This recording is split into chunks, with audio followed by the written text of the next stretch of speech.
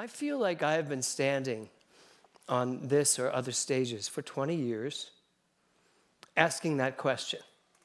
Are you out there? Do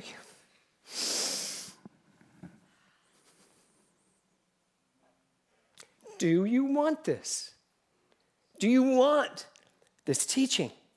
Do you want what Ernest Holmes spent a lifetime bringing? Yes. Right? Do you want this message? Do you want it honestly? Or do you want it sugar-coated? Do you want metaphors and parables? Or do you want the truth? Yes? Who wants the truth? I love some of you are like, you're not ready for the truth. No, had to go there. So we're the generation. We can't afford to wait. The future started yesterday, and we're already late. That was Joe Jordan who just said, really, we are late. Over 2,000 years ago, a man walked the earth that we're told understood all this. Talk about being late. 2,000 years and still we don't get that? We don't get what Jesus came here to teach us? Basically, love only? That's it? We've turned it into all these other different modalities of honoring and kneeling and praying to things, as opposed to Jesus coming along saying, we are one. I and the Father are one. We are one thing. Greater things will we do the minute we understand who we are. We're the generation. The title of my talk today, which I do not have a talk slide for because I didn't give Lori the title of my talk because I didn't have it till this morning. I almost sent it to her and said, could you work this up in the next hour? But the title of my talk, I think you're all going to appreciate this, is Generation G. Anybody know? Yeah, hello. So there's Generation X, Generation Y, Generation Z. What are the other ones? Oh, the baby boomers. Who are the baby boomers? Raise your hand. Yeah, that's who we're talking to, folks. Who's Generation X? Generation Z? You skip millennials. Who are the millennials? Yeah, really, Tiffany? Which one are you? I want to be Gen Z. Well, you're not, Blanche. So Generation G, the generation that finally understands I am God is not heresy. I am God is not taking anything away from anybody else. I am God is understanding God at the molecular level. Understanding God at the quantum level, understanding that there is this one infinite energetic field of vibration and love and creativity, and it's moving through all of us, and we are literally doing this. Try to hold it in, hold it back. I can't really let it all out, and I am so tired. That song was so perfect. Jonathan suggested this. So perfect for where I want us to go on this day of the gala, on this day of the new beginnings. Where are we going to go from here? As I look at so many of my ministerial students right now, where are they going to take this? Where are you going to take this, Genevieve? What generation? Or Swan, who has told me she wants to become a minister. Where will Swan take this teaching? Who will come to hear Swan speak? I will. Yeah. Those are the questions. Are we ready? We better be. Because the world is about to explode if we don't infuse the truth into it. Ernest Holmes said this: denying love is our only problem, and embracing it is our only answer. Please, yeah. So when we go into this month of appreciation, you have to be willing and able to love everything. Love only, to appreciate everything when it shows up. It doesn't matter what it is or what it looks like, and don't be confused, don't be fooled that horrible thing that just showed up doesn't deserve your love, or that person that just showed up. Anybody got people in their lives that there are issues with? Yeah. That's an opportunity for appreciation and love. and to understand why are they there. Because guess what? If someone's in front of you that you wish wasn't, you called them there. They're not there by accident.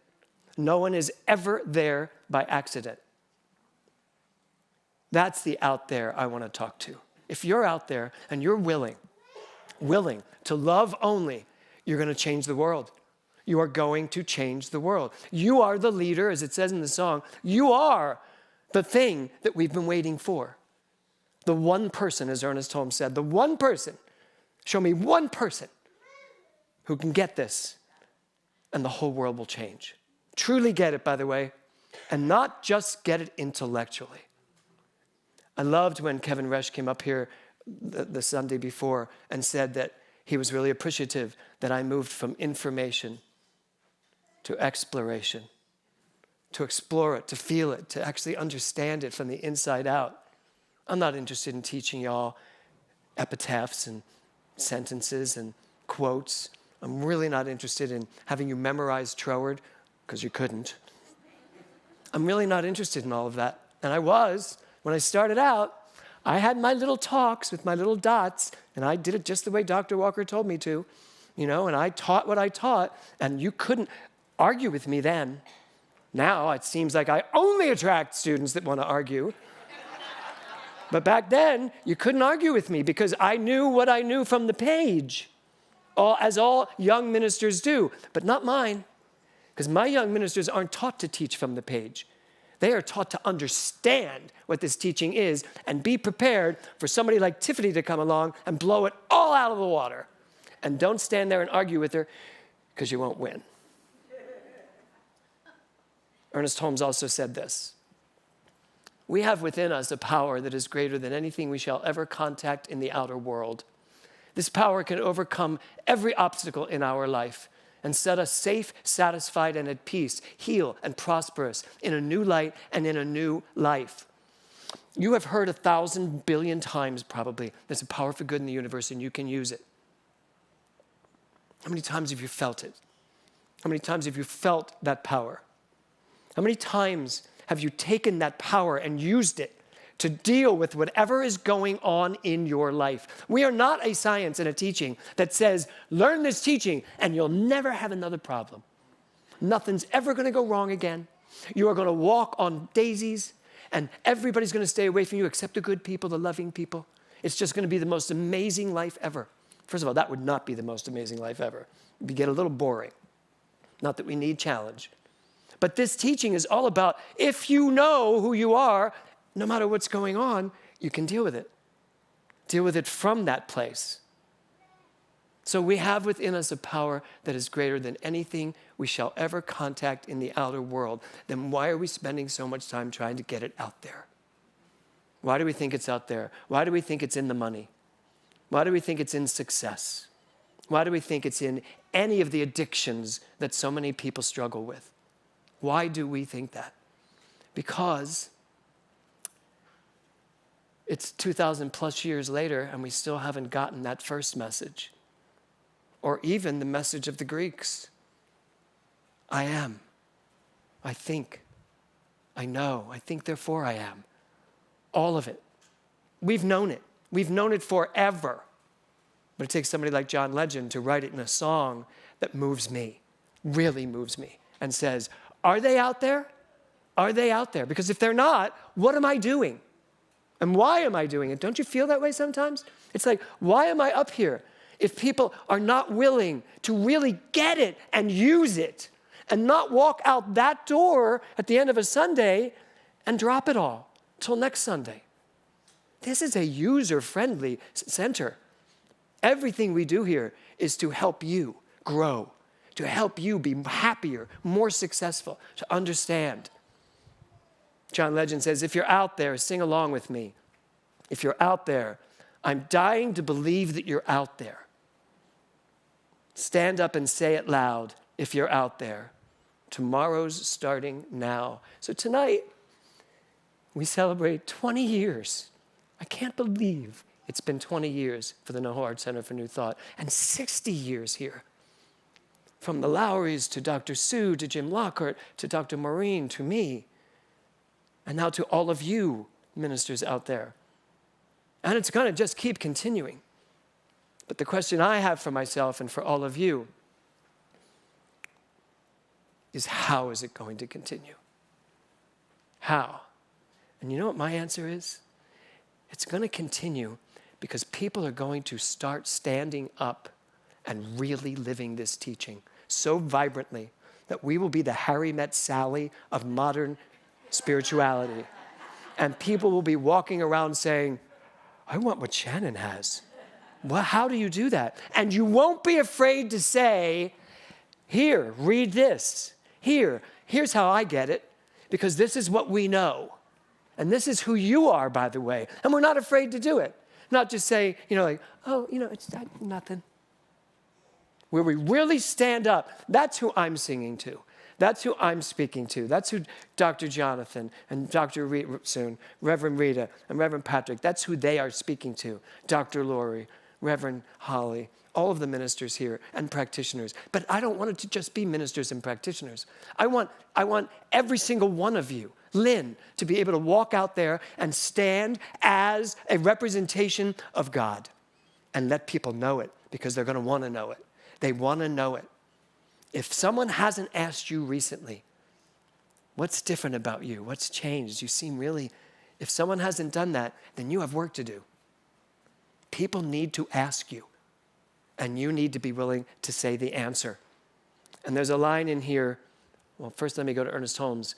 I'm doing all Ernest Holmes today, just like I did 20 years ago, but different. None of these quotes I've used before. You are more than you appear to be. Let's stop there. You are more than you appear to be. Does that sound good, John? You are way more than you, and you already appear to be a lot.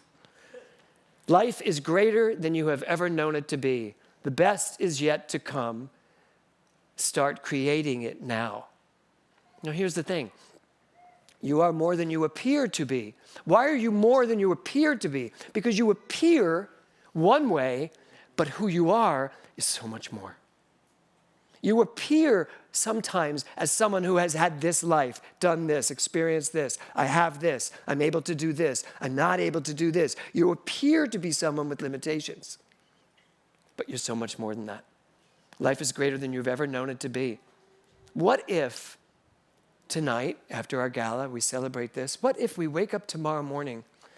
What if suddenly everything you have ever known about religious science or the science of mind, what if everything you have ever digested or thought or understood suddenly activated inside of you, and you are a walking, living, breathing embodiment of this teaching? What do you think would happen? Really, just think about that. What do you think would happen? You could no longer complain. Where are my complainers? You could no longer complain. You could no longer have all of your yeah buts. Yeah buts would be gone. You'd be done. You would just be living life to the fullest. From the fullest. Yes? Yes. Okay. So there's another line in the song, and it says, we don't have to wait for destiny.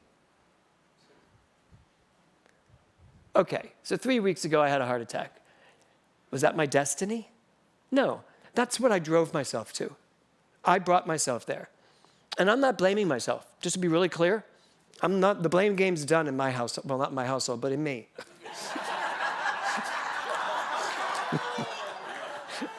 I love that man to death, but I do get some stuff thrown this way. So, but the blame game's done. I am done, but so I had a heart attack. Great, good. You know what my doctor said to me this week? I went to my GP, and he said, he's a Hindu doctor, and he said, I see this as a good thing. And I said, explain. He said, you're healthier now. He said, and you're smarter now. He said, and now you're going to be here forever. He said, you're going to be here for a very long time. Just take care of yourself. And then he said, it makes me cry, and then he said, the world needs you. And then he said, and enough with the Haagen-Dazs.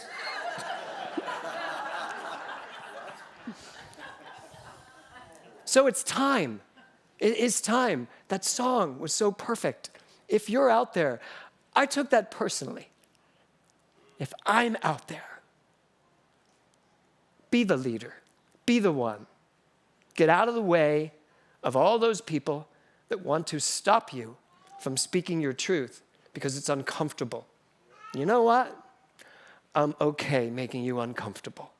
I'm okay making the world uncomfortable because from the discomfort of hearing the truth will come the comfort of living the truth. Just think about that. You can be uncomfortable with understanding how powerful you are. But as soon as you get it, that comfort level just shoots up. Ernest Holmes said this, "To the soul that knows its own divinity, all else must gravitate." To you, when you know your divinity, when you remember who you are, and don't fall away from it, even on special occasions, as Dr. Bitzer used to say, when you remember who you are, everything must gravitate towards you. And then, my last quote of Ernest Holmes, we are chemists in the laboratory of the infinite. What then shall we create?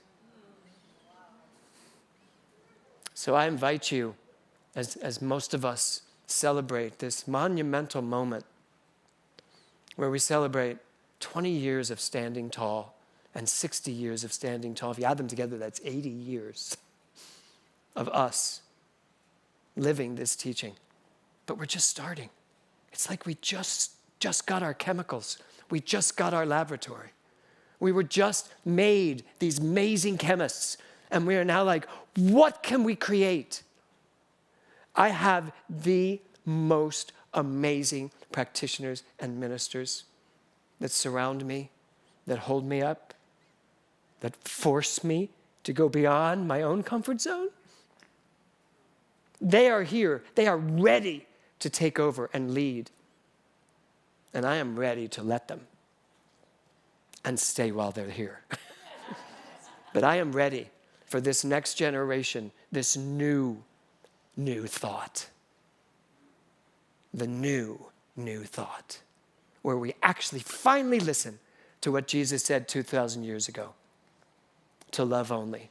And not just a beautiful plaque on a wall that Dr. Eric did, but as a something in my soul that I live. So we are chemists in the laboratory of the infinite. What then shall we create? And I'd like to say to you, what then are you ready to create? Because it's time. I know you're out there. And I know I'm out there. I'm way out there. And I am ready to have everybody meet me out in that field. And let's get to work. And let's bring love and peace and understanding to this planet by being the very thing we have been studying for freaking years.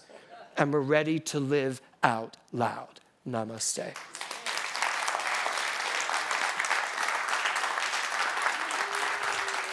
Thank you.